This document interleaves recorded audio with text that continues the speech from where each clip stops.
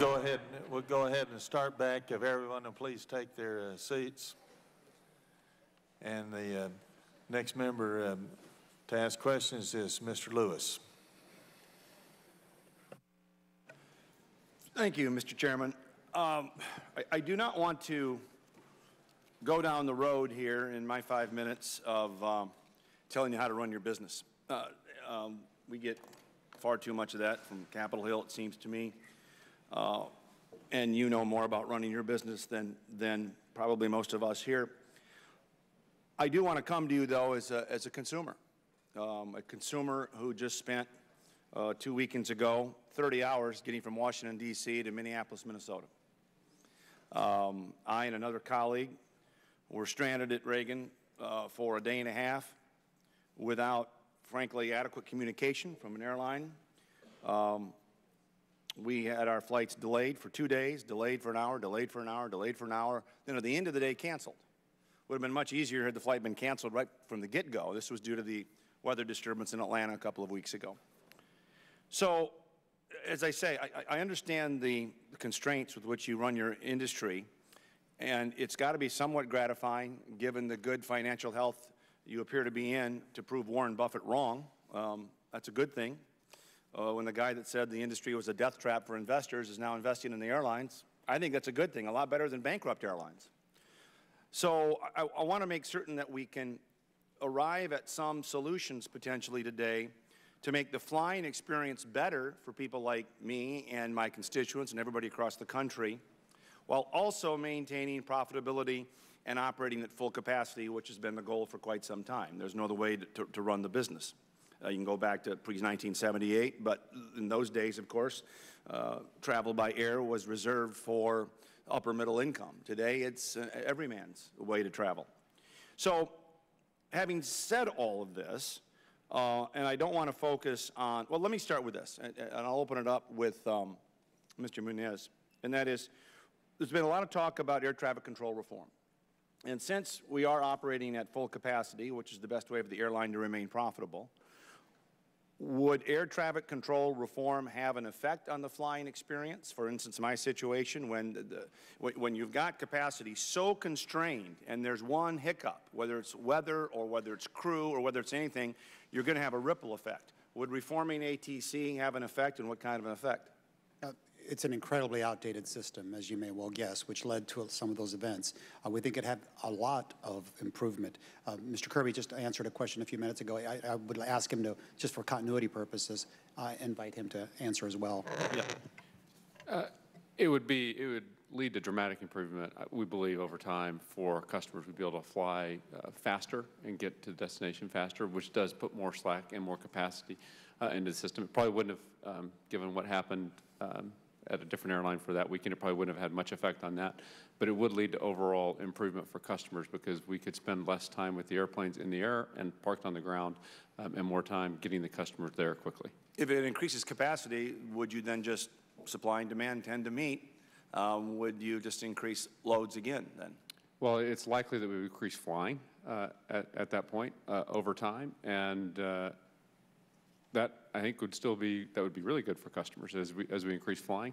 You know, fares, supply and demand on that side. As supply tends to go up, fares tend to come down, and we could carry even more customers every year. Thank you. Mr. Jordan, Southwest came out of the airline deregulation, great success story. There's one thing you do that a number of the other airlines operating on the a la carte system don't do, and that is you put the bags within the ticket price. It seems to me, again, there's been a lot of talk about stress from this panel today flying, and one of the stressors seems to be, in some cases, it takes longer to board the plane and deplane than it does to get to my destination once we're in the air. And some critics suggest that's because we have separated, or the excise tax doesn't apply to baggage when you separate it out, when you go a la carte. You haven't gone down that road. Are the critics right? Is there a problem with boarding? I know we've got zones now, and they're trying, and executives are trying to figure out the best way to board, the best way to deplane. But it does seem to be a problem when you're behind the person that's trying to put their hope chest in the overhead bins. Thank you for the question. Just generally, we think what is the best for the customer, just doing what's right for the customer, is to let them take a bag for free, bags for free, not charge change fees, not charge cancellation fees, et cetera, et cetera. On the operational side, yes, if a customer can check a bag for free, they're going to check more bags, which that results in a smaller number of bags that are brought on board because they can check, which allows us to board more efficiently and allows for the overhead bins to be less crowded. I see my time is up, but I'd like to continue this at a later date, I hope. Thank you all for coming. It takes a lot of courage to show up here given the recent events, and we appreciate it. Thank you. I yield back. Thank you very much. Mrs. Esty.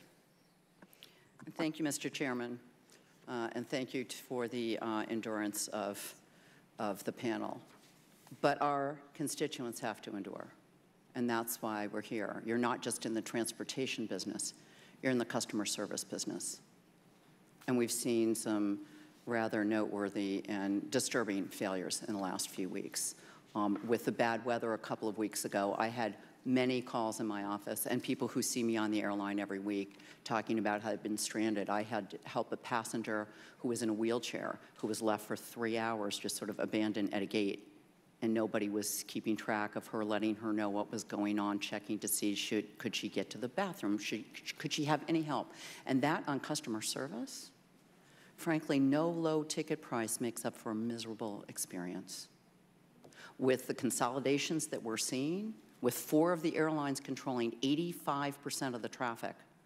When I fly from Hartford, Connecticut, I don't have a lot of choices. And that's true for my colleagues, and it is more importantly true for our constituents. They have very little choice. You're in a near monopoly position. And I think that's why so many of us are concerned, and you're hearing this linkage to FAA privatization. If the market were functioning well, this could never have happened, Mr. Munoz, never have happened. And we know well that that was a shocking and thankfully rare event. We don't want to see violence on airlines. But unless we figure out a way to guarantee that customers are coming first, you're going to see more of that. My colleague, Richard Blumenthal, is introducing legislation in the Senate today to deal with raising what those required offer prices are, putting in new standards. And I know there's been well-drafted, and hats off to the PR folks who helped you draft the response belatedly. But you can understand why we're skeptical that the market is going to solve it, because it should have prevented this from happening. And so genuinely, what kind of assurance can we have that there shouldn't be legislation in place, that I don't have constituents telling me about having been diverted to Dulles because of snow and left on the tarmac for 4 hours, standing in sight of stairs, and they just sat there with no update for 4 hours. Now, I understand there are snowstorms, but why couldn't someone roll stairs over? I was getting calls from the plane to my office saying, can't you do something? We can see the stairs. No one will tell us what's happening. Then they started to run out of fuel. That bespeaks a focus on the bottom line and having lost the customer. If the customer is really king or queen, you've forgotten that. So how do we fix this? How do we fix this other than folks here having to draft legislation for you to treat our constituents with the respect and safety that they deserve on the airlines, with the consolidation that's happened, because I think it's really important. We talk about the importance of customers being able to vote with their dollars. My constituents don't have that choice. When I'm looking at flights, I don't have that choice. If I need to go to be here in time for votes, I don't have that choice. I don't have that. And I can no longer take like a 3 o'clock flight and think I'm going to get here in time. I have to back it up because I can't count on that. And the lost productivity is billions and billions and billions of dollars of Americans right now who face the same choice that our colleagues all face and saying, well, I guess I got to take that really early flight, make sure I get there in time. I might get bumped. How are we going to fix this? What are you going to do? Not a press release, but what are you going to do in changing your policies? Among them, can I suggest, I never want to see a paying customer pulled off of a flight to move a crew. You charter a plane if you need to do it. But that should never happen. You need to move your crews, I get that. We all get that. But it should never be at the expense of a paying customer, ever. And that's going to be the first thing, on a bill I'm signing on to, because that is the ultimate indication that you have not managed your system well, and you are asking customers to pay for your failure to manage. So genuinely, please come to the table with us and figure out how we're going to set standards in place and ability to hold you accountable. And again, I know none of you want to be here. Frankly, we don't want to be here either. We want our constituents to be happy. We want them to get there safely and get home safely on time, and we do too. But it's got to be more than press releases. It actually has to be change in policies and practices, and most importantly, priorities. Thank you. Thank you very much. Mr. LaMalfa. Thank you, Mr. Chairman, and thank you, panelists, for being here today and enduring this. Indeed, we have a lot of controversy about air travel recently and over the years. I think a great point was made about the sitting on the tarmac in a plane for several hours. I hope that can be something that could have a lot more attention to that in the future. I think some changes have been made, but to be sitting in an airplane waiting for an undetermined outcome, I would hope they could find ways to allow people at least deplane during an unknown delay like that. But I'm a frequent flyer too. I fly from the West Coast to the East Coast. It's about a 5-hour on average flight, and so by and large it goes pretty well. I mean, we note that there's 700 million customers that fly successfully every year, and I think that's pretty remarkable. We have a very tiny percentage that do have indeed some of the problems that are being talked about here, but what we also know about flying 35,000 feet or so in the air, you have zero margin for error, okay? Not like a land-based vehicle where you can just pull over. You don't just pull over in a plane. I mean, your options are a little more limited. So you have a lot of things you go through to ensure safety. Before you take off, we've all sat there when they're reprogramming the computer, something doesn't quite go right, they have a mechanical issue they got to look at, because, I'd rather they do than they don't. You also have constraints from competition to keep your planes full. I use a major airline in my travel, and the first 3 months of each year, my direct flight isn't available because I don't think the airline can keep the seats full. Therefore, I don't want to lose the flight completely having a direct, so I have to hop through Denver or Chicago or something like that for the first 3 months of the year until the tourist season comes in. So we all get there's economic restraints, and that's important. And as a business person, I get that too. So I guess what it gets down to, though, is that we did have this recent incident here, and legislators, when they read something in the newspaper, they want to legislate, and you all are taking your beating here in the committee here today, and United especially. And what I have seen United do is take steps, take remedies towards that. And so my quick question down the whole panel is that, and I think I understood, I'm sorry I've been in and out of the hearing a little bit for a competing hearing. Mr. Munoz, you did mention that you no longer have a policy of pulling somebody off the airplane where you did before, right? That was already seated. That is correct. That's abolished. Okay, for the rest of the airlines, would you just quickly on that, did you ever have that, or have you since abolished since this issue? We've recommitted that we will never remove a seated passenger to accommodate another passenger. Okay, thank you. And for Southwest, same thing. It's our intent to never involuntarily deny somebody who has already boarded onto the aircraft.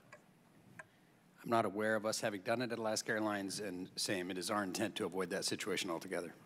Okay, all right. So I think a very big lesson learned very graphically on Twitter and video and everything else. So I don't always think that there's a legislative remedy from people that aren't in business that deal with it day in, day out. So I'm not quick to think that legislation is needed from Washington, D.C.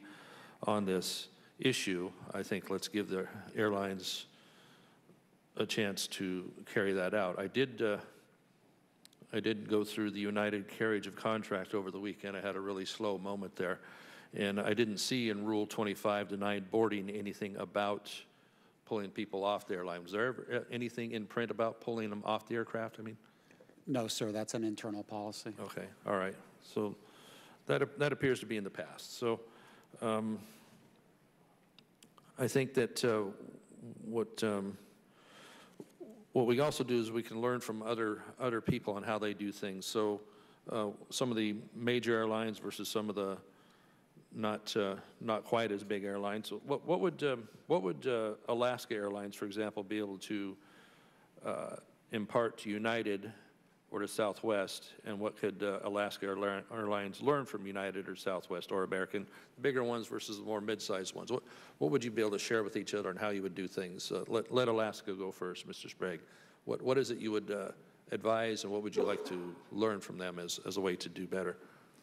Thank you, Congressman, for the question. And I will be a little cautious with my answer because this is an industry that has an ability to humble an airline and its employees in a hurry. There's a number of things at Alaska Airlines that even with some of the customer accolades we've received that we need to improve on, and we know that and we're focused on that. I think that one thing we have found is that giving our employees, our customer-facing employees that deal with our guests every day, as much empowerment as possible. We have a stated company value to do the right thing, and we believe that if we empower our employees and we talk to them about empathy and the golden rule, that they will do the right thing, and that usually leads to the best outcome for all involved.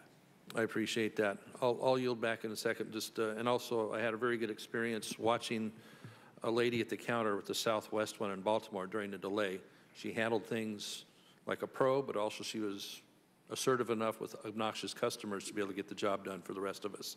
So there's a very talented line that has to be there with that. And also, Alaska, I like your tail logo the best. So thank you, Mr. Chairman.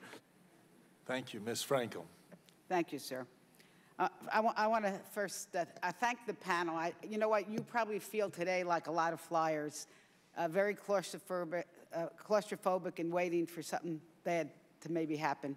So thank you for your patience. And my colleagues have done a very good job, I think, in pointing out some problems. And I'm not going to pile on. I want to start by thanking the thousands of professional flight attendants and pilots and the counter people that work in this industry who do very good jobs and work very hard. And I think what we all can agree that policies and training make a difference so that they can do their job. So does having a good civil justice system so people can have private recourse. And it doesn't hurt to have a good cell camera when you need one, right? I'm from Florida, South Florida. We had 100 million visitors last year. Many of them took planes. The airline industry creates $1.3 million jobs with a $44.5 million payroll in our state. So we have to get this right. I have 3 questions, and just so that you can answer them, maybe if one of you would try to answer each of these questions. I don't need all of you to answer them, okay? First of all, I'd like to know whether the consumer union folks ever meet with you all and you could sit down and discuss these issues. Number 2, we've talked a lot about overbooking. I'd like to understand what might be the unintended consequences, if any, and how it would affect especially customers if we did not allow overbooking. And then I think a policy that I know really irritates most of us is the rigid change policies, how expensive it is. And I don't understand why in this digital age they have to be so rigid. So if you want to take a shot at those 3 questions. I think United will take the overbooking one since we've been answering, and Scott's been doing this, so I'll let him do it. Well, first, Congresswoman, thank you for thanking our employees who, you're right, do a phenomenal job in tough conditions all the time. On overbooking, we use overbooking to take care of thousands of customers that we would otherwise not be able to accommodate. One of the most common uses is in a situation where someone has a delayed or canceled flight, and we will then overbook them, those customers, onto another flight that's currently booked full. May I just say, what is the number of people who are bumped compared to the number of people who are accommodated because of the overbooking? So we, most of our oversales where we can't accommodate customers come from operational issues like a weather issue where we can't take a full load of passengers. We at United, about 15% of the time when we actually overbook a flight, do we actually have more customers show up than are on the airplane. And in that situation, 95.6% of the time, we are able to solicit volunteers. So it's really unusual that overbooking creates an involuntary denied boarding, and particularly now that we've gone up to a $10,000 limit on denied boardings, I think we're going to be able to drive that number close to zero. But if we stopped overbooking entirely, there are thousands of customers that we either couldn't sell a ticket to, or that when there is an operational disruption, we couldn't give them another option for how to get home. Next question. I can take your question about consumer unions. As you know, the Department of Transportation has a robust consumer protection division that oversees airline issues. They also host a panel with both consumer union members and airlines to get together to discuss issues. So that's a good way that we are able to connect. Congresswoman, can I add something to that? Yeah. But I want to get to the rigid change policy, if somebody could. Yeah. Just a quick aside on the issue of that's come up several times, legislation versus self-policing. It should be noted that during the tarmac delay discussions that were so robust a few years ago, I participated on behalf of Consumers Union at a meeting organized by Senator Boxer, and every airline in the United States was invited, as well as the largest airline trade organization, and not one representative showed up. For me, that was a turning point for Consumers Union. They were invited to discuss a serious consumer issue, and they didn't even come. The chairman today noted that some of the airlines that were invited to this hearing didn't come. So I think that speaks volumes. And on the rigid change policy. I can take that question. I had answered it earlier as well. Airlines offer a variety of products to meet differing needs of consumers, and some consumers put a priority on buying the lowest fare and are willing to buy a restricted ticket in order to get that fare, while other customers know they need more flexibility and they prefer to buy a non-refundable fare. So the change fee is something that is basically a way to offer some measure of flexibility when people buy a non-refundable ticket. With the change fee, we do allow some flexibility there. So that's the purpose of change fees. Thank you, and I yield. Thank you very much. Mr. Woodall. Thank you, Mr. Chairman. You know you're having a bad day when the group that's going to lecture you on customer satisfaction is the United States Congress, right? That's a low bar to get over. I just want to see a show of hands. When somebody gets stuck for 3 hours in the snow in Dulles Airport, whose airline makes more money because those passengers are trapped out there on the runway? Nobody does? Well, let me ask a different question then. When the stairs fail to get rolled over to my plane so I can climb down, which one of you has operational control over that airport and is preventing those stairs from getting rolled over to my plane? None of you do? Well, let me just ask the other question then. Who is it that's controlling the airspace there on that runway that's not letting planes come and go? Is it the profit-seeking airlines, or is it the consumer-friendly federal government that is controlling those airways? Can someone help me with that? I know the answer to this question, and I just cannot believe that we've been sitting in this hearing again as if we have the customer satisfaction approval ratings to do it, talking about how if only the government were to regulate more, we would do better. The $1,350 maximum bumped passenger fee that is in DOT regs today, I'm sure folks intended that to be a floor, but it is in fact a ceiling that developed in the industry. If you can't roll the stairs to your plane, if you can't take off just because you want to take off, I want to understand if we're in the safest aviation environment we've ever been in. As we go back historically, have we been in a safer aviation environment historically? No. Well, as we go back, have we been in a more affordable air travel environment ever in our nation's history? So we're the safest we've ever been, we're the cheapest we've ever been, and we want to figure out how to do better for consumers, and we're thinking it might be more federal regulation that will do it. Now, I did a quick back-of-the-envelope count on how many flights take me back and forth to Georgia each and every day, and Atlanta is a different case. And I understand that we have Spirit going back and forth, we have Southwest going back and forth, American takes us direct, Delta's going back and forth. We don't have any shortage. About 36 flights a day take folks back and forth from Atlanta to the region, and competition sorts out the issues. Does anyone's airplane model allow me not to purchase a bigger seat if I'd like one? Has anybody eliminated the larger, more comfortable seats from the model? Nope, nobody on this panel has done that. So we haven't eliminated the larger, more comfortable seats. Whose model has added smaller, cheaper seats? Has American added smaller, cheaper seats in the last 10 years? We've changed density on aircraft in some cases where we've added seats, but we haven't changed the size of the seats. All right. Has Southwest added smaller, cheaper seats? We have moved to a new seat, but it's actually wider and more effective pitch. I just can't understand who it is on this panel that believes we care more about your customers than you do. I'll ask my friends from United, Mr. Kirby, you're crunching the numbers day in and day out.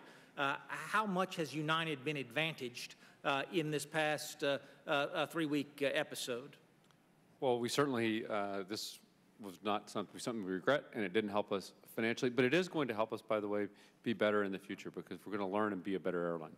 Well, this is, and I regret that I've spent so much time on my previous rant. I think about the burdens we place on you. My flight attendants today say, Rob, we're not even going to pay that close of attention to whether or not your bag is tucked up under the seat, to whether or not your cell phone's been turned off, because folks are so angry and passengers are pretty tough. We put these responsibilities on you. Every flight I get on says federal regulation requires you to follow the flight attendant's instructions. Your flight attendants had instructions. Folks don't follow those instructions. What is it?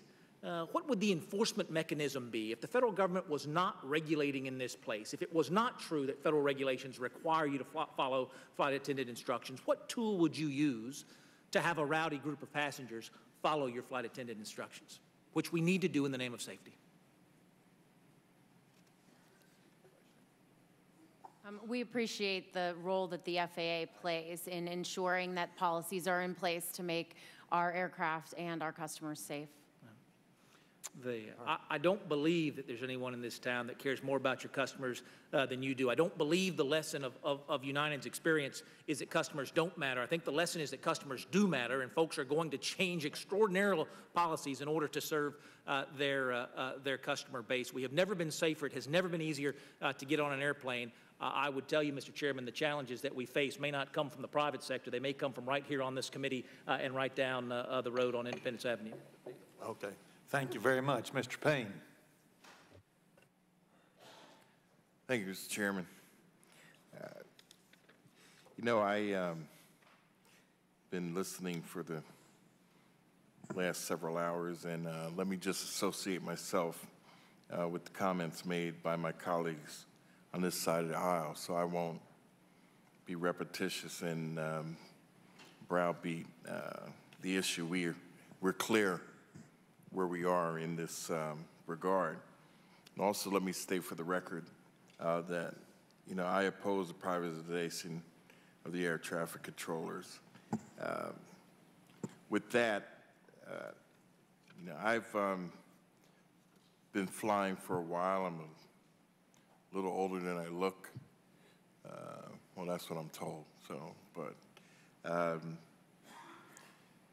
I remember People's Express, who then became Continental, who then became United, and they're hubbing in my district, Newark Airport, for quite some time.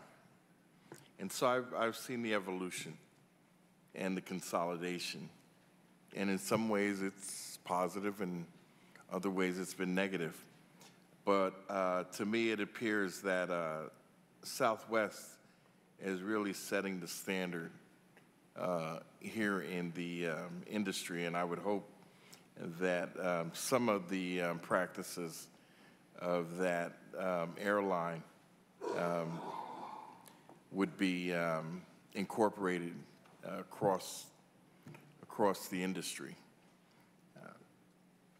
But with that said, you know, I've had the opportunity to meet with Mr. Munoz on several occasions, as United is really giving back to the community where it's hubbed there in Newark, New Jersey. Each year, students in my district are interns from Newark and East Orange and Jersey City, and it's an opportunity to expose the young people to the careers in aviation at that airport. These communities are tremendously appreciative of these opportunities. So I just wanted to put that on the record for my district. But Mr. Munoz, the incident, you know, obviously with Flight 3411 really has kind of blemished United's reputation, but I'm glad to see, you know, your company has responded in the changes that it's made to create a more positive experience for your customers. You know, unfortunately, a lot of times my colleagues on the other side have talked about regulation, but there unfortunately, sometimes in the industry, a lot of things are reactive as instead of being proactive. But I'm sure if it wasn't clear before, this episode has highlighted some issues that the industry needs to come to grips with. And so how can Congress, the Department of Transportation, and the airlines work together to improve the flying experience for customers? Because in the end, that's what we want. We don't need to sit here and, you know, rehash. We understand, we know, everyone knows what happened. How can we all work together to make the experience more positive for customers? Because that's what we want to do as members of Congress as well. Help you and help the industry as well make this a positive experience. Sir, thank you for your comments. And we love our intern program at EWR and have actually expanded that to other places in the country. I think I'm new to this industry. I've worked in many other industries, and I've had many a debate and a discussion on all these matters.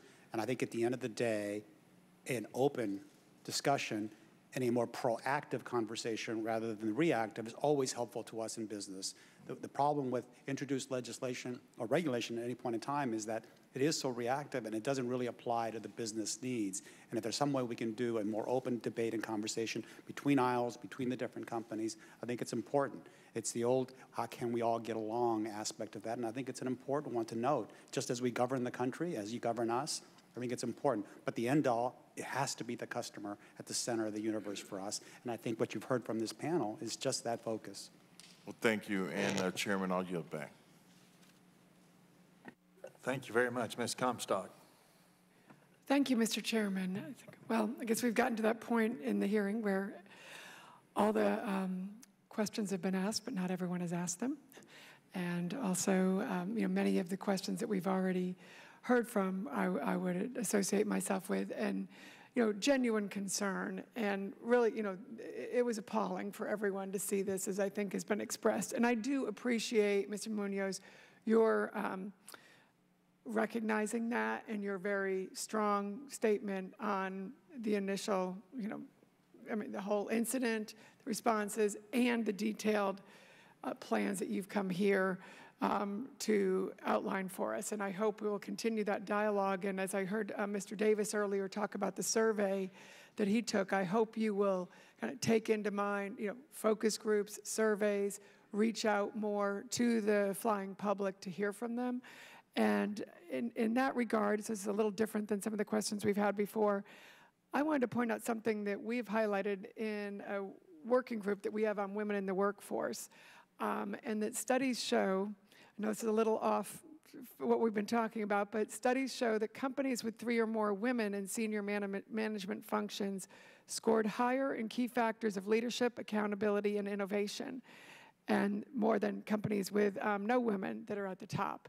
And I know, when I look in the transportation industry in general and in aviation, it is very male-heavy, and the boards are that case. So I would ask, as you're looking at this and making improvements and taking into account all of the things that we've discussed here today, sort of the diversification of boards and taking that opportunity. I think technology is something we can use much more, but also technology that really takes into account the lives of your flying public. I recently, I go online, I do a lot of my things online. I was recently flying, and I wasn't alerted, as I normally would be, that the flight was canceled. And when we got there, quite a few of us, it wasn't United, so I won't say who, but quite a few of us were not informed of this cancellation that had been canceled fairly, several hours that could have changed flights. So I hope you'll have board members who really sort of understand the on-demand economy, understand the diversity of the flying public and the needs, and use technology in that communication to improve, letting people know. Because in the case that I was in, if I had known beforehand, I might have been able to be that one, okay, no, I'll stay here a little longer, adjust, let me know. And then also getting people, when you're there in line and you're in that frustrating situation, all of us have our devices. It's a lot easier to do that than be standing in line. And oftentimes, you just need to have a person there saying, go here, do this. So really having that consumer service mentality that we've talked about today. So I just wanted to maybe all of you could maybe highlight some of the ways that you are using technology and efforts that you are making to diversify your management, diversify the boards, and having who's working in our airlines more reflective of the flying public. I'll start. With regards to women in the workforce, I have 5 sisters and 2 daughters, and so I can tell you that my focus is keen in that regard. In our organization at United, we probably have one of the most diverse management teams, certainly in the industry, if not the country. Our chief technology officer actually happens to be a woman, our chief customer officer, my chief of staff. And so we are very cognizant of that. We have 2 women board members. Our board in total needs some work, but again. And how many? 2 out of? 15. Okay. We had a proxy situation, so we have an oversized board. With regards to the technology application, that's one of the most exciting things, and we don't have enough time to really walk you through it. But this, I mentioned an in-the-moment application. We've rolled out 60,000, 70,000 iPhones with applications that actually assist our employees, assist our customers. Information, data about who's flying, where they're flying, connections. But now we're going to have an additional application or a capability that allows our frontline folks to solve issues right on the spot. So it's a whole broad aspect. I could talk about big data and personalization and some of the things that we're doing in the future, but I'll yield some time to somebody else that may want to answer.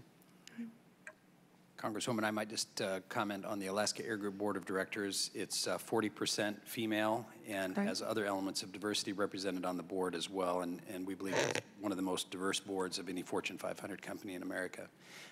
That sort of sets the tone for us. I would tell you that our senior officer group at Alaska does not have quite that same good percentage, but we're working towards that because we do recognize the benefits that you spoke to of having that diversity throughout, not just the leadership of the company, but throughout the entire company.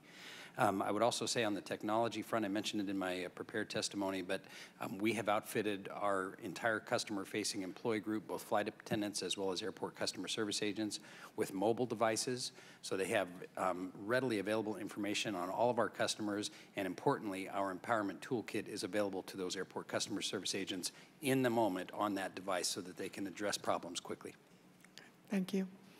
Congresswoman, we all have a long ways to go. We'll have to do that very quickly for the next 2. Absolutely. But I'm proud to say that our at Southwest, if you just take a few examples, our CFO, our VP of in-flight diversity, our controller, our VP internal audit, our VP communications, VP revenue management, VP technology, and I could keep going. We're all female, and so we've got a very targeted activity there, and not just to increase diversity, but because they are the right people for the right positions. Diversity and inclusion is a core value at American, and we have a number of females on our senior leadership team, myself included, and I'm proud to represent American today. Also have been focused on building diversity within our leadership team and our board. And to your point about technology, I wish we had more time to talk about it. We have a lot of exciting changes coming. As I mentioned before, service recovery is one of our most important customer service initiatives, and that really includes being better able to communicate timely and accurate information to customers, particularly during disruptions, and giving both our employees and our customers the tools in order to provide options and solve problems. So we have a number of new pieces of technology coming out this summer, and I'd be glad to tell you more about them later. Thank you, Mr. Chairman, and I would appreciate having some more along those lines, the discussion on the technology. Thank you very much. Mrs. Lawrence. Thank you so much. To everyone that's here today, thank you for coming. There is I feel a very direct need to address the term overbooking. It implies lack of efficiency. You have X amount of seats, and then you have X amount of customers. We keep using a term that is automatically perceived as being inefficient. And I think we need to look at that from a marketing. You all are in customer service. I don't want to be overbooked anywhere. When you take my reservation, I expect for you to honor that. That's just a whole marketing piece that I think this industry needs to look at. You need to relabel it or call it something else. I want to know from the panel that's here, because I have found every time there is a correction, let's give an example, we validate the enormous amount of fees on luggage because of fuel costs. And now we're saying, now I heard today that we're able to give lower passenger fees because we charge more for luggage. Are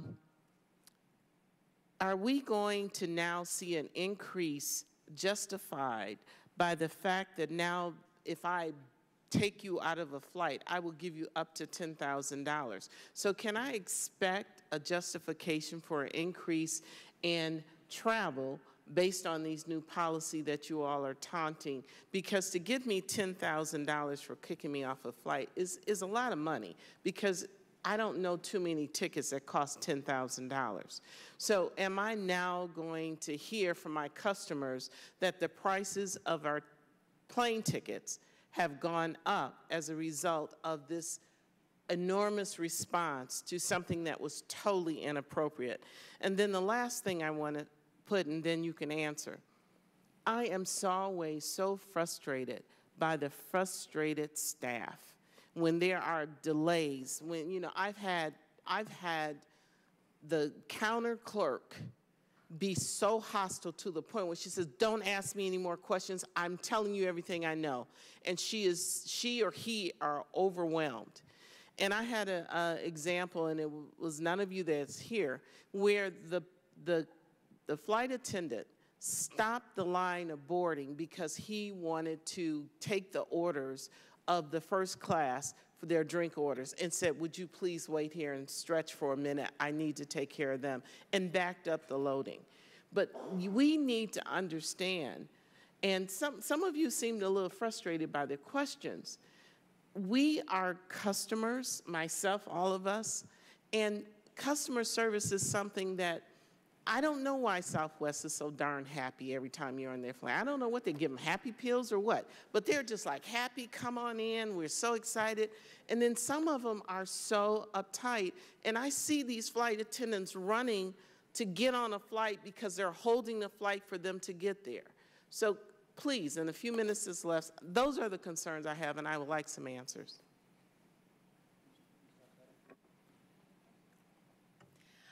We as leaders of airlines, we own the morale and the mood of our teams, and we know that, and we accept that responsibility. And it is our responsibility to take care of our teams, make sure they know we care about them, that we've provided the right tools, the right resources, the right support to deliver. But do you recognize you need to improve in that area? Absolutely, we recognize that we need to improve, which is why that we're here today. I apologize if we've seemed frustrated with questions, because it's really my honor to come and reiterate Americans' commitment to serving our customers. I'm glad to hear that. I'm glad to hear that. Can someone address will there be an increase as a result of this new policy? No, ma'am. And in fact, we think that by the new, not just this policy, but the new policies we've put in place, which really does allow our employees to have the tools to use their common sense to solve customer problems by leading to better customer service will actually help us and will lead to a more profitable airline. We don't view this as a cost or something that's going to cause us to drive ticket prices up. Mr. McGee. Yes, thank you, Congressman. There's been a lot of talk about cost today and price, but I think when we dig down into the weeds on these issues, we find that there's not always a correlation between an airline's costs and the fares that they charge. Just last week, The Economist noted that jet fuel prices had fallen by half since 2014. The profit per passenger for airlines in Europe is $7.84. The profit per passenger for airlines in North America is $22.40, 3 times more. And they stated, when costs fall, consumers in America fail to enjoy the benefits. So you've hit on a very key issue. We're told that if we don't check a bag, we're going to see a lower fare. Well, I didn't check a bag yesterday, and as I pointed out earlier, on my flight from Bradley Airport, there was a $250 differential in 7 hours. It's very hard to tell consumers that you know, they're going to see a lower fare when they do certain things, and then they don't. Thank you all. I yield back. Thank you very much. Mr. Sanford is next. I tell my boys all the time that life is a series of course corrections. And what you don't get right in one day, you may get right the next. And to err is human. And I guess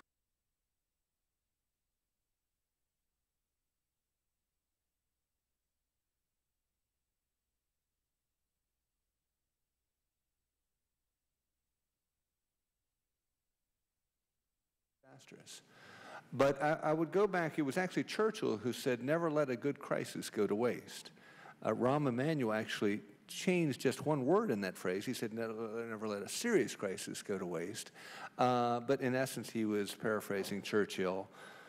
And what he was getting at is government has a tendency in the wake of any disaster to react, at times to overreact, at times to overregulate, and at times to fight yesterday's battle. And so what may be supposedly a remedy, it turns out yet to produce another consequence that people didn't see coming in terms of higher bag pricing or whatever else. And so I guess my question to each one of you all is to follow up on what my colleague from Georgia was getting at, which is, you know, in some cases, government creates some of these problems, given the conduit that you've got to work through on a daily basis. If you were to pick 3 regulations that cause you either to not give some of the service that the customer would expect or to price things a bit differently, what would be the 3 regulations that you would choose to erase? I'm going to let Scott, who's been in this industry quite a while and across other airlines, he probably has a good view on that. I have my own. I'm not sure I'd call they aren't necessarily regulations. High on our list would be for our partners at the TSA and the Customs and Borders Patrol to have more ability to plan in the future and respond. You know, some of our hard customer experiences are long TSA lines. It's been mentioned by a number of members today, and Customs and Border Patrol, where we will have situations where we have hours-long backups at Customs. And our okay, but that's a government action. I mean, you punted on my colleague's question. I want to bore back down. Are there a couple things that government you think ought to do different from a regulatory standpoint that would help you to serve customers better? Well, you know, high on our list would be the FAA privatization, because we believe it would really, that's one of the biggest things that we could do to ultimately serve customers better, because we would create more efficiency. But that's a big, broad umbrella. I want to get down in the weeds. Are there 3 specific, small things that are pint-sized, measurable, specific, and achievable in nature that would help you to better serve the customer? I think one would be just our the full fare advertising regulation, just the ability to make it very transparent, because it includes just the taxes today, but just put us all on a level playing field. Okay, that's one. That would be one that I had on my list as well. We don't have the ability to okay, show I got customers, that. That's right? one. And then also just regulation around GDS, the Global Distribution Systems, and how we display and sell our products. Relaxation there would be helpful. Okay, we're at 2. Sir, I would add in, we talked about the carriage and the charter and the thick documents. I think that Chairman Schuster is correct. A lot of that verbiage is driven by things that have happened in these rooms. And as we move to a more streamlined approach, it'd be helpful to be able to work back and forth on how we can reduce some of that density. Your general, could you be more specific? Y'all place a lot of stuff on us. Like what? I'm trying to get to 3. Well, gosh, I haven't been in the business long enough to understand, but I know it from other. Would your president know one then? Well, I agree with the consumer-facing rules are the ones that are most frustrating for us because we feel like we're not adequately. There's a number of rules within advertising where we would like to actually more clearly communicate to customers, and we would like our partners who sell tickets, people like Expedia, to clearly communicate to customers. And there's a host of specific rules in there that wind up. I don't know the specific exact rules now, but we just have a whole set. They're what my two colleagues, similar to what my two colleagues referred to, of rules where we have a bunch of requirements to communicate to consumers, and we wind up confusing the issue. We would much prefer clear communication. Mr. McGee, would you see that from a different vantage point? Again, I'm trying to get really specific and maybe. I just I saw a note passed to Mr. Jordan. Did you have a good one he just handed you? And then I'm coming to you, Mr. McGee. And my staff does that to me, so I get it. Well, this is an old one here. This revenue diversion. So taxes and fees should stay within the aviation system. Got it. I think as a basis. Yeah. Yes, sir, Mr. McGee. I'm sorry. Thank you, Congressman. We've just heard from several airlines that they're looking for less regulation on fares and fees and how that is translated to consumers. From our perspective, yes, we have an absolutely different perspective. The airlines are the ones that are imposing these ancillary fees. They say they are optional, but as has been pointed out here today, for many people, not taking a suitcase is not an option. It's necessary. And yet, the transparency on getting a full and complete fare, inclusive of mandatory taxes and fees that we all have to pay, and ancillary fees that the airlines impose at their will, it has become more cumbersome and more difficult from a consumer perspective, both on airlines' own branded websites and on third-party sites, than it's been. Thank you, and I see I've gone over my time. Thank you, Mr. Chairman. I'm required to call a 5-minute recess at this point. 5 minutes. Look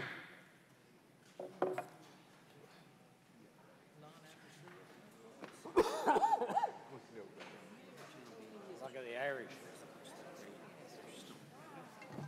Yeah, well, that was just we know better. About 1:15.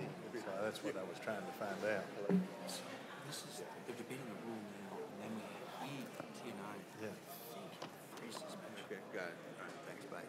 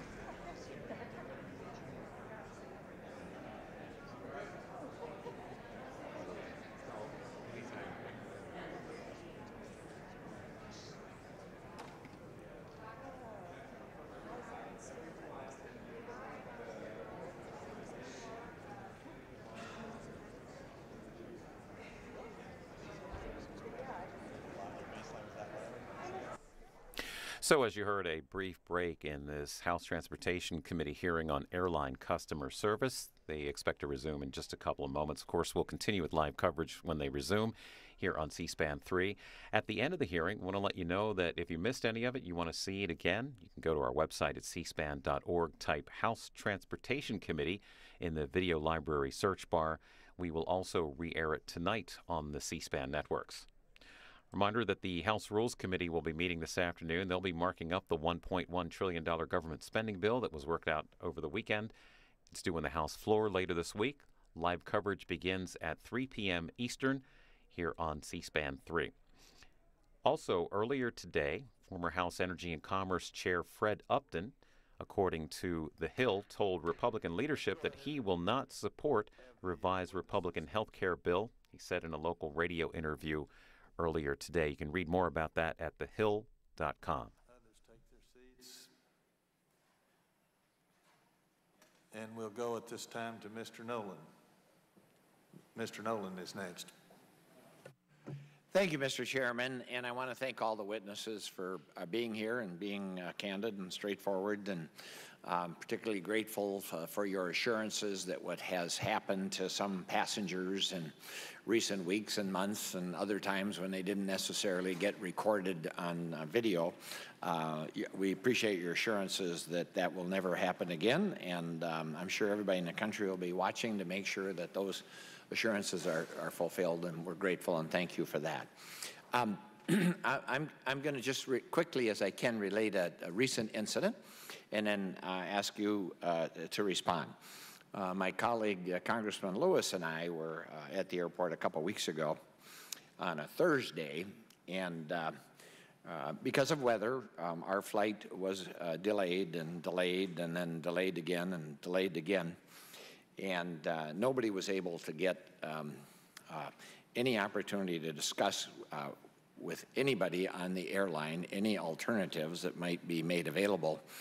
Our distinguished acting chairman, Mr. Duncan, pointed out that some years ago, people in Russia had to wait to as many as 4 days to get an alternate flight.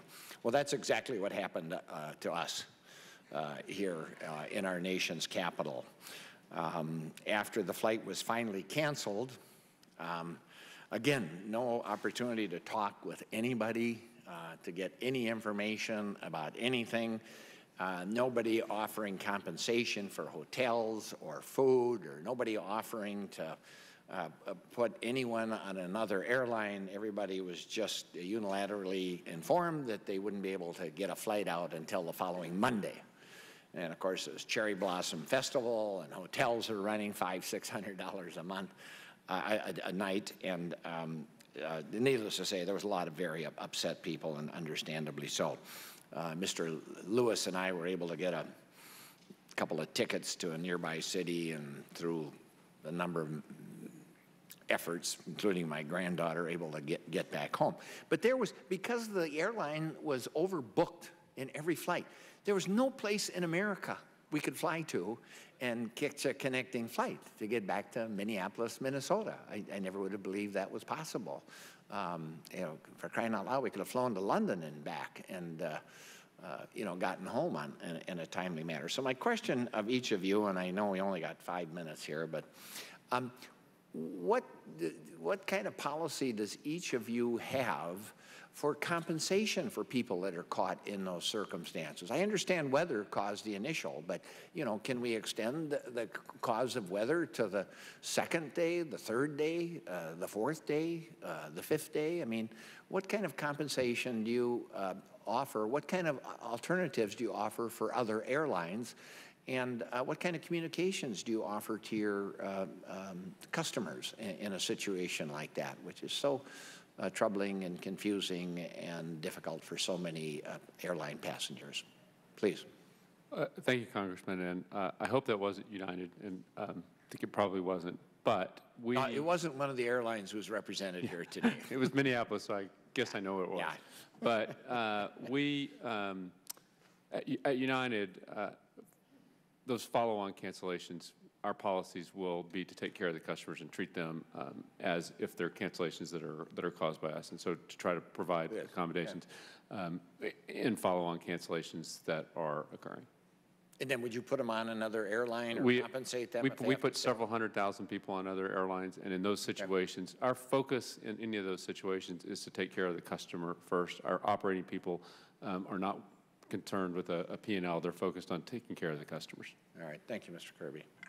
The same, Congressman. One thing I would add to your question is communication is incredibly important in those situations, and so we have minimum guidelines for intervals between communication updates that we ask our staff to adhere to, and we've also started asking our captains, who we know the customers have deep respect for, in certain irregular operations situations, to also provide an update. Thank you. And Congressman, really the same thing. We treat those follow-on cancellations the same way. We provide vouchers for hotels and meals and those kinds of things, but the desire is constantly to take care of the customer. Ms. Filipovich? Likewise for us at American, and as I've mentioned before, service recovery is really one of our top priorities, and I think your experience is illustrative of the importance of that. And when we get into irregular operations, making sure not only that we're communicating with customers, but we're providing options and providing compensation. So that's something that will always be our focus as well. Mr. McGee? Thank you, Congressman. Your joke about flying to London and back may not have been as absurd as you would think, because 2 years ago, I was on a Delta Airlines flight, of course, a U.S. carrier, out of Brussels. There was a mechanical delay for 4 hours. It was handled beautifully. It was textbook. And my companion said, how would you rate Delta and how they've handled this? And I said, A+. But then I pointed out that had the exact same delay, the same mechanical problem, same aircraft, same crew, occurred not in Brussels, but in Atlanta, Delta's hometown, the results would have been very different. The reason that we were flying on a U.S. airline, the reason we were treated the way we were, and it was handled so beautifully with the meal vouchers, with the updates, with accommodations, was because the EU rules were in effect, even for foreign airlines in the EU. And when left to their own devices, unfortunately, situations like yours are not as rare as we would hope. Thank you, Mr. Chairman. I yield the balance of my time. Thank you very much. Mr. Ketko. Thank you, Mr. Chairman, and I thank everybody on the panel for your testimony. I know you've been here for quite a while, and it's almost over, so hang in there. I'm just thinking back to when I first started traveling back in the 80s on airlines, and just how much has changed since that time. And that's when I kind of highlight a few things and then ask you a few questions. Reservations, it's very difficult to get a human being many times calling airlines nowadays, whereas before it was very easy, and there's much more you have to go online for. Food, you used to have a decent meal, it got to a snack, and now it's non-existent on many flights. Seats, and I'm 6'3", I'm not the tallest guy in the world, but it is often times where I can't even sit up straight in the seat. I have to stick my legs out in the aisle because the seats are so crammed together. The comfort of them is very difficult.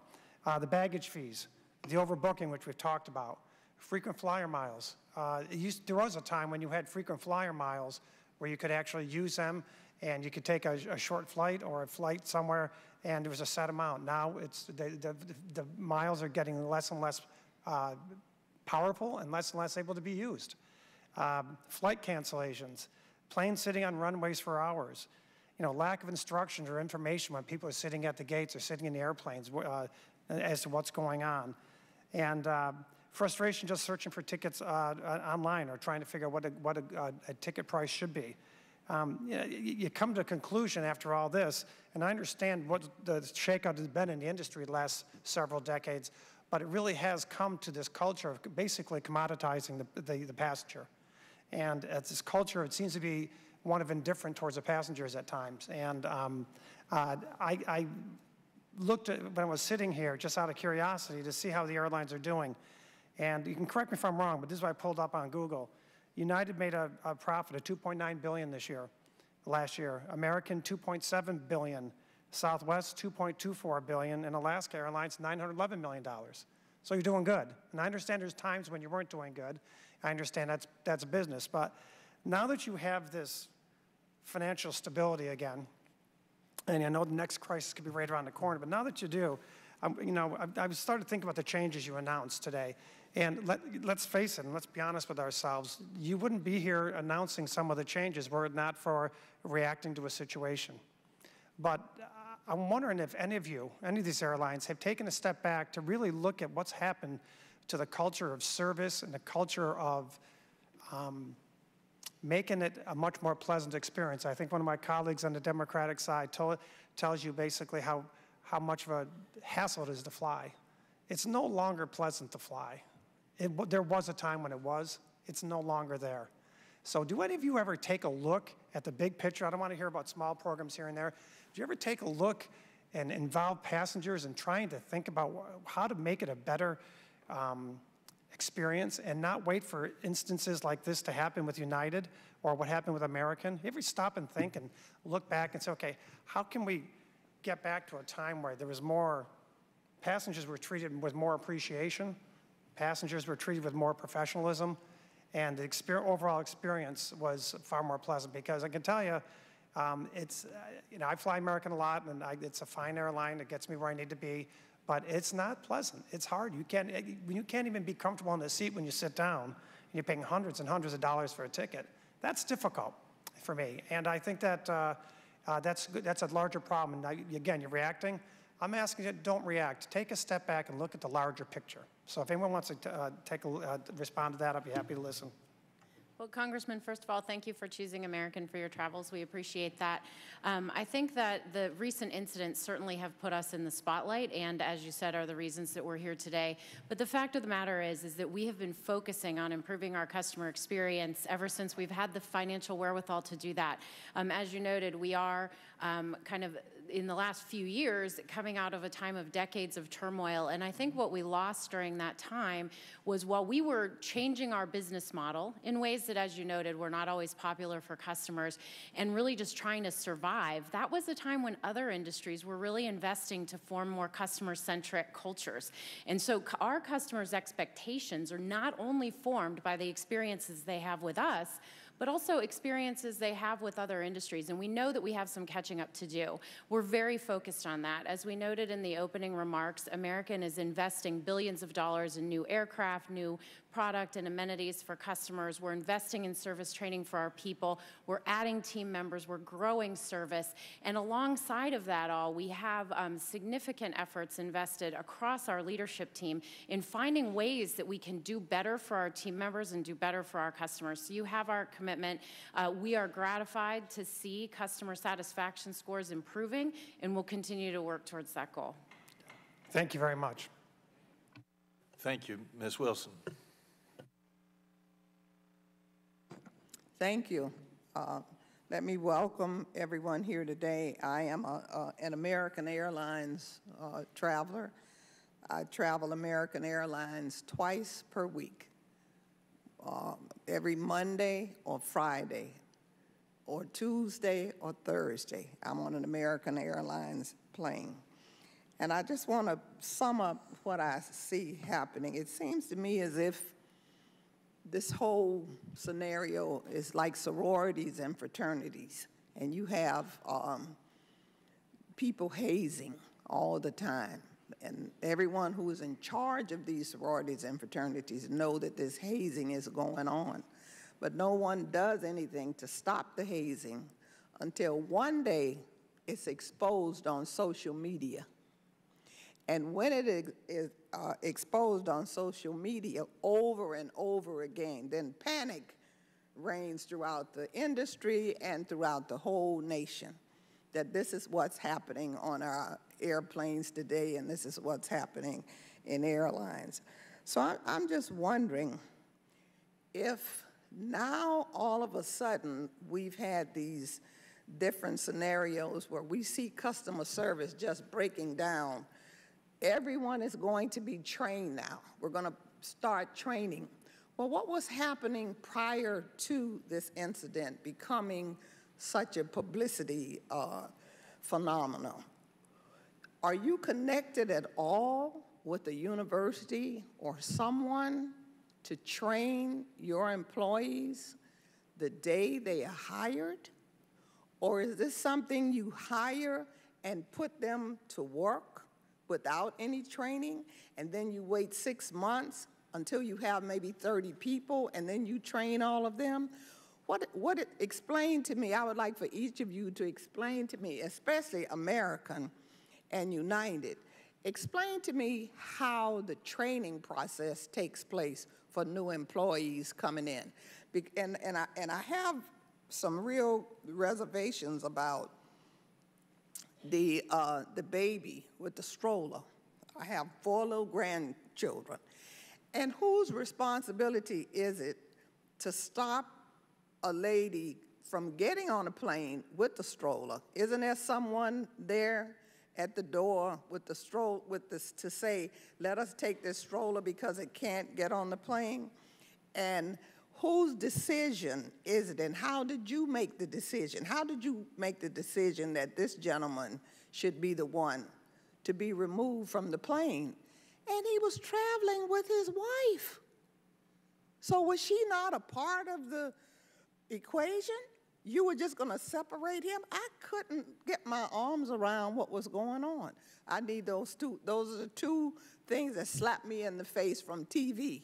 So help me with this in this frat house. First, I just want to take the opportunity to apologize for what you saw on board the American flight from San Francisco to Dallas with our customer and her stroller.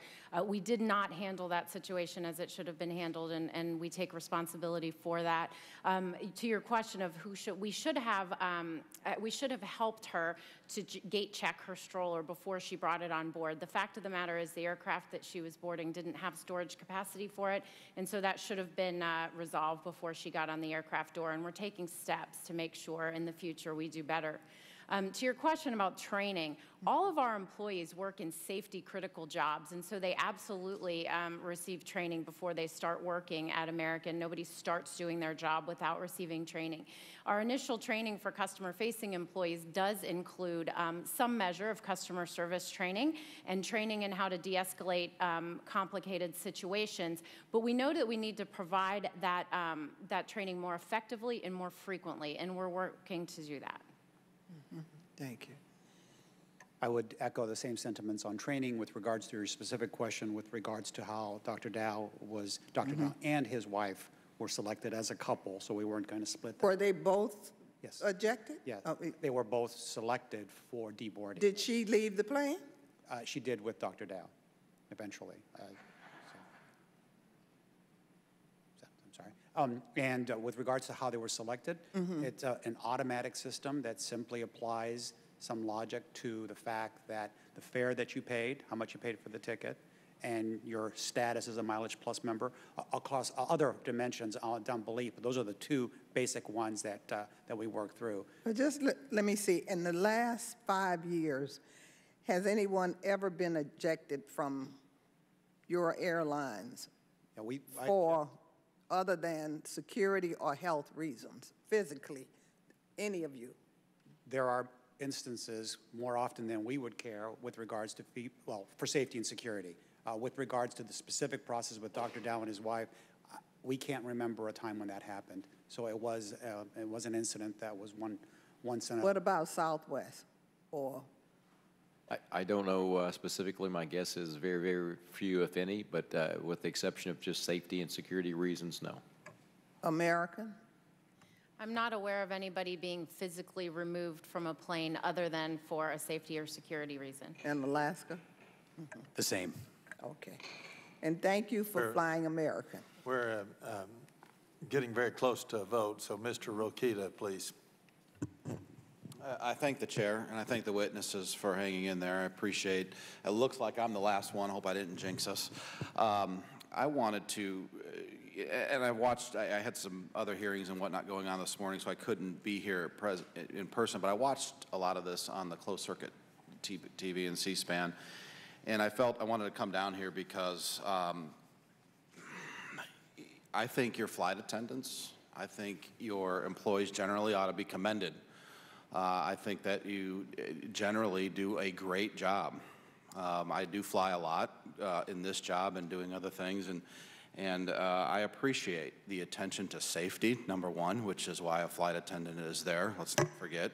and the attention to detail that your employees generally provide. And I commend United and Southwest for, and perhaps other airlines for what they have learned from this incident that did go viral. You know, I think the response has been appropriate, and I appreciate each of your leadership in that regard. I also wanted to say that this is a bit of a two-way street. I mean, what happened on that United flight shouldn't have escalated to where it was, and it's been acknowledged, and steps have been taken. But a grown man, assumedly sane, when approached by law enforcement on an aircraft, should abide by the request being made. And I don't know that that, Mr. Chairman, has been said in this hearing or generally in the conversation. So I wanted to make a record of that because it deserves to be said.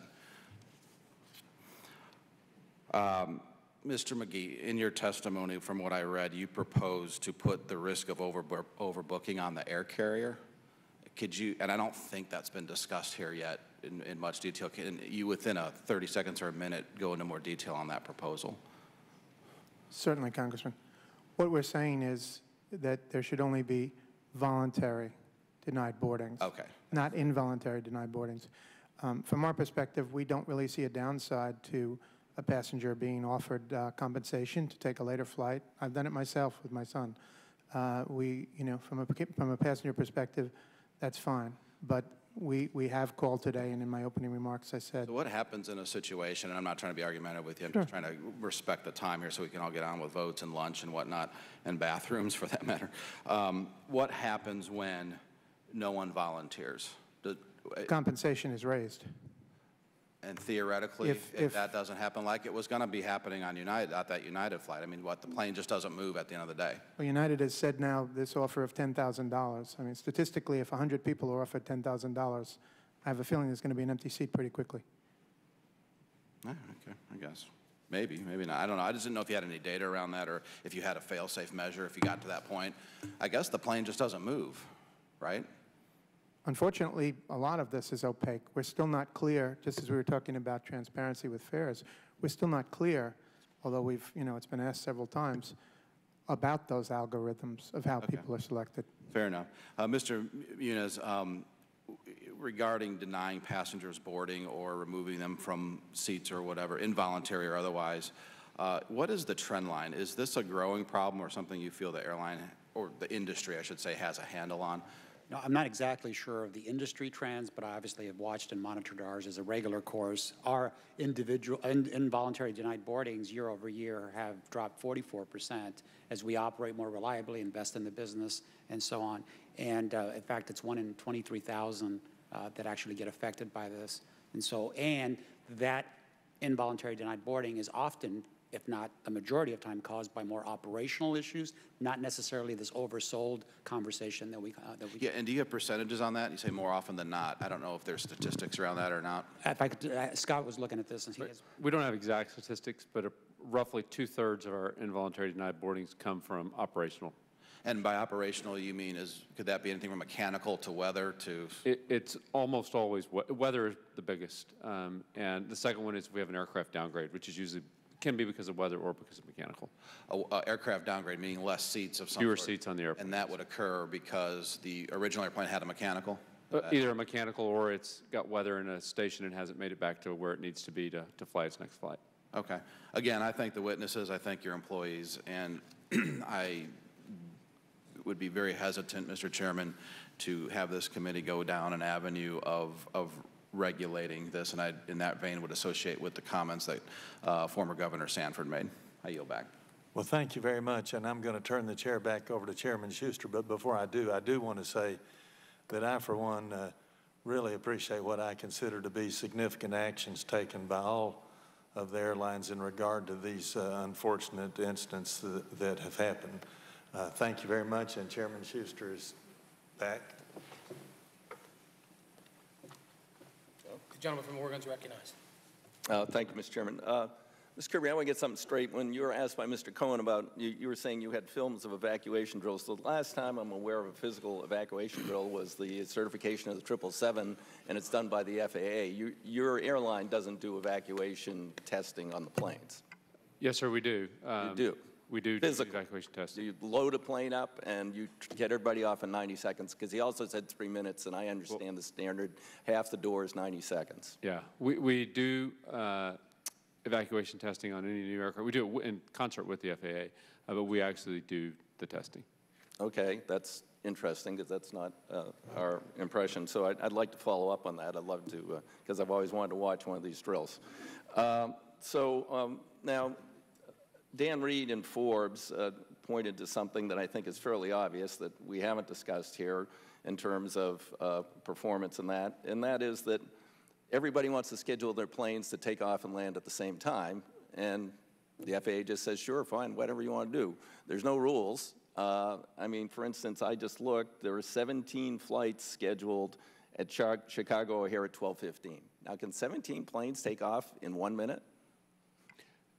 Senator, at O'Hare, about 5 on 5 parallel runways, and we schedule at United, we call it sloping the schedule.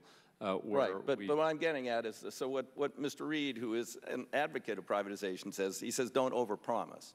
And he says, you know, only airlines can make their planes back off their gates the right order, right times, reduce congestion in airport taxiways. They can only schedule their flights in such a way they're neither delay prone nor excessively long.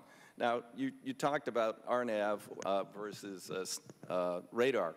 And I, again, looked on FlightAware and looked at a bunch of your planes that are in the air now, and they are all doing climb outs, straight lines, long distances. For instance, this is just one of many I saw.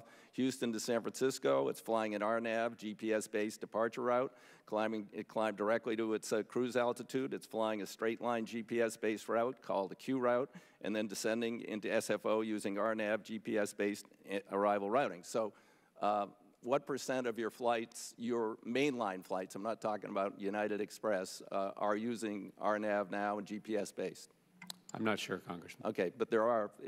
There are some RNAV routings. Right, because you were talking about the zigzags and that. I mean, again, just in looking at this, I mean, it seems to me the most frequent cause of that now is inadequate capacity. For instance, everybody wants to land about the same time, and so then you got to start flying the zigzags to get there, using RNAV, because you just can't land more than one plane at a time when you've only got one runway, or two planes if they've got enough separation. So, I recommend the article to you, because, I mean, I know you're advocating privatization and to others advocating it, but you really should read his article. He says, don't overpromise, and he's particularly, critical of Mr. Cohn. Mr. McGee, you have any comments along those lines? Right now we're hearing about customer issues and that. We're hearing about concentration of the industry, very little choice for people, particularly in the 55 or so airports that are one, and 150 that are 50% more than one airline. So the question would be, well, now if we give control of the air traffic system to the airlines, effective control, 4 seats on a 13-person board, what do you think that means for customers and efficiency? Well, it's going to be particularly hard felt in the high-density airports, in the busiest airports in the country. Now, I mean, what you just said is obviously a critical enough issue, 17 flights scheduled at the same time. But underlining that is another problem that hasn't been really discussed, and that is the outsourcing, and it is outsourcing, the airlines call it partnering, but outsourcing of mainline flights to regional carriers. Up until recently, I don't know if it's still on there, but on its own page boasted about the fact that not only are more than 50% of all domestic departures operated by regionals on behalf of major carriers, but in addition, they boasted of the fact that most of the departures every morning between New York and Washington, two of the busiest airports, not just in the country, but on the planet, LaGuardia and Washington National, are operated by regionals. So we have to ask ourselves, is that the best use of those slots to use smaller aircraft on some of the highest? So you're saying that just because it's you've got a small aircraft, and basically maybe you can follow it a tiny bit more closely, a little bit more closely, but because of weight turbulence, but you're taking up basically a slot with 60 people on board versus a slot with 180 people on board. Absolutely. I mean, I'm rusty on some of these issues. It's been a long time since I worked as an airline dispatcher, but the bottom line is that, you know, as they used to say, you know, all metal requires X amount of space between it. So whether it's a large aircraft or a small aircraft, there are differences with wake turbulence and things like that. But the bottom line is, again, are we using these are public resources. Let's remember, these are not airline resources. The slots, they belong to the public. They're treated as if they were private, you know, domain. But are we using them to the best ability? You know, in many ways, not just in terms of safety and efficiency, but also in terms of the carbon footprint. Okay. And just one last observation from the Bureau of Transportation Statistics. 81.42% on time in 2016. Air carrier caused delays 5%, weather delays 0.5%, national aviation system delay 5%, same as triggered by air carriers. Security delay 0.03, we're doing a little better there. Aircraft arriving late, not due to the national air system, 6.22, canceled 1.17. So, I mean, again, let's talk about the reality of what the problems are with the system, and I think that was a very good point you made, which is if you substitute regional carriers and they need 2 or 3 planes to land the same number of people and it's SFO or it's here at National, then you've just used up a lot of airspace and they're all trying to land at the same time anyway. So, and I think we also want to ask, well, why would they do that? Now, the response often comes from the airlines that customers prefer high frequency to, you know, to consolidating flights. But there's also another factor that doesn't get discussed as much, and that is the competition factor. In other words, if you have scarce slots at LaGuardia, and you're trying to, you know, prevent the competition from low-cost carriers, then, you know, use more frequencies out of those airports. And these are, again, these are the most high-density airports that we're talking about in many cases. Well, the frequency, and I would congratulate United. They brought back real United to Eugene, and the flights actually go, versus fake United, United Express, Skywurst, where we had 7 flights a day, but not so dependable because they're the first thing canceled when Chicago fogs in or delayed, whereas your mainline flights aren't. So we have now 3 flights a day, and people, I think, are much happier with 3 as opposed to theoretically 7 with these commuter airlines. Thank you, Mr. Chairman. Thank you, Mr. Fazio. Again, I appreciate our witnesses being here today, but I have a couple final questions. One, and we talked about this a little bit earlier, contracts of carriage. I think Mr. Sprague said your goal is to get to 1 page. Is that like an executive summary? Because I can't imagine with all the legalities, with all the things that swirl out there, that you can actually get to 1 page. So can you tell me, can you really get to 1 page? I think, Mr. Chairman, the 1-page objective was offered by one of the committee members, but what we did commit to at Alaska Airlines is, firstly, acknowledging that ours is too long. We do want it to be a usable document for our customers, so getting to a much more concise summary or contract of carriage. So, and I appreciate that, but is my observation correct? Anybody just yes or no disagree with me? Part of the reason it's so long is because of the society, litigious society we live in today, so you're trying to cover everything from A to Z just in case. Is that a fair observation or not? Just a yes or no? That is a fair observation, and there was a reference to the EU, and I think the legal system in the EU is drastically different than the US. Very different. In many places it is. It's a fair observation. Yes, sir, it's correct. Agree. Mr. McGee, what are your thoughts? Well, again, I think, you know, when you held up, it's very visual when you held up documents that are 78 pages long. There's no question that there are litigation issues here, but that really doesn't speak to the fact that they're so hard for consumers to read. I have researched this and written articles for Consumer Reports where I've spoken to aviation attorneys, and I've said, look, I'm reading a clause to you because I genuinely can't figure it out. I'm not an attorney. Sure. And I've said, I'm going to read you a clause. And they've said, I'm not sure myself. And those are attorneys that work in the aviation industry. So what hope do the rest of us have, even assuming we do the due diligence and read it in the first place? Right. So there's no question that there are issues here. Too long. I don't take issue. I agree with Mr. DeFazio. They're way too long. For me to fathom they can get down to 1 or 2 pages is just unbelievable to me. And then finally... Well, I was just going to say, actually, if you don't mind, Mr. Chairman, you mentioned an executive summary. That may not be a bad idea in some cases, to at least have a brief two-page thing saying, well, you know, here are the most frequently asked questions, that type of thing. Principles, sure, I'd get that. Thank you. And then finally, just another observation I'd like to make, because there's been some talk. I'm glad the focus of this hearing was on customers and, you know, what you folks are doing to make sure we treat them better, fair. But there were some things brought up about the taking and forming a out-of-government, not-for-profit corporation. And it's my view that when we talk about all the congestion we see on the ground, if we make the system more efficient and drive down costs, that gives everybody more money to spend on taking care of those problems, because of airport runways, not having enough of them, not having spaces, not having the places to pull planes off, that all costs money. And if we have a robust, profitable industry and the government's able to drive down its cost, everybody benefits by that. So that's kind of where we're going with my proposal is let's have as efficient system as we can.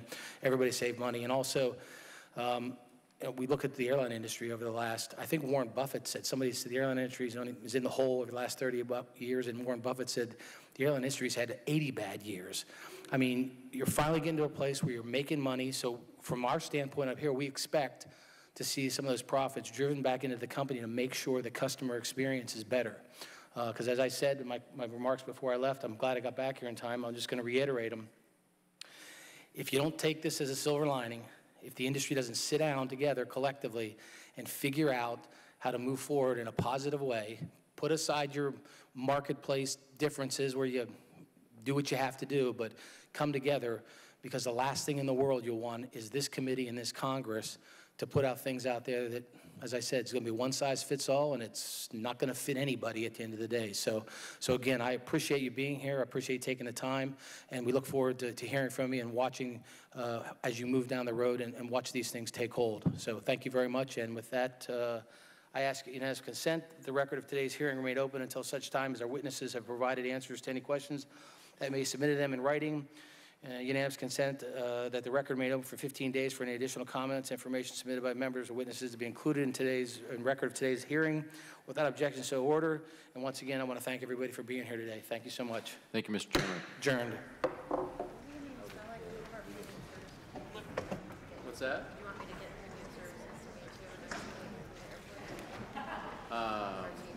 Is there a way to do that?